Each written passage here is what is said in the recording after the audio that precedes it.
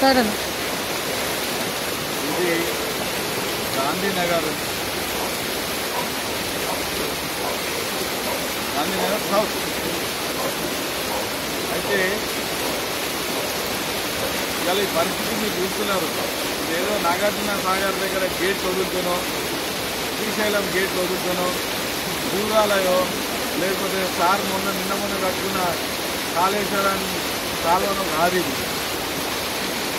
ఇది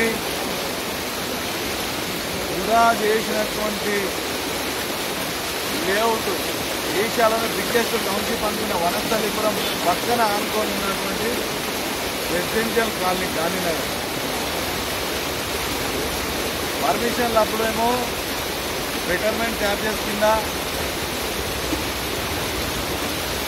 అన్ని మీకు సమకూర్చము అనేటువంటి దాని మీద బేసిక్ ఎమ్యూనిటీస్ అయినటువంటి డ్రైనేజ్, వాటర్, ఎలక్ట్రిసిటీకి సంబంధించి ముఖ్యమంత్రి వసూలు చేసి అవి వచ్చిన తర్వాతనే మిగతా అన్ని పర్మిషన్స్ అన్ని తీసుకున్నారు.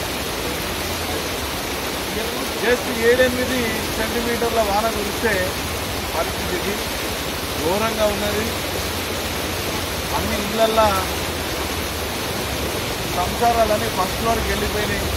కింద మొత్తం ధాన్యాలు, బట్టలు, అల్మారాలు, ఎలక్ట్రానిక్ వస్తువులు అన్నీ బీభత్సంగా నాటిపోయింది. ఇదేదో ఈస్ట్ వెస్ట్ గోదావరి తీర ప్రాంతం కాదు ఇది.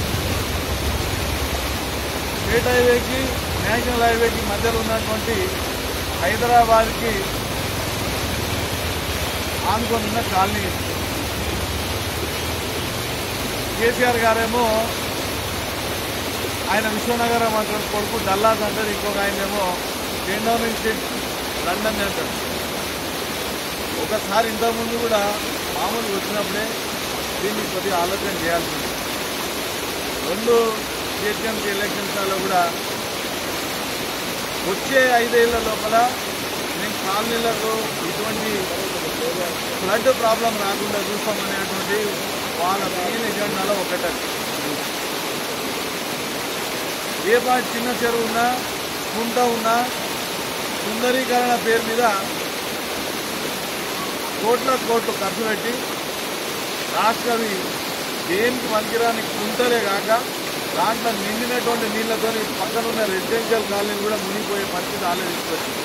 మన ఆ కోట్ల రూపాయలు ఏమైనాయో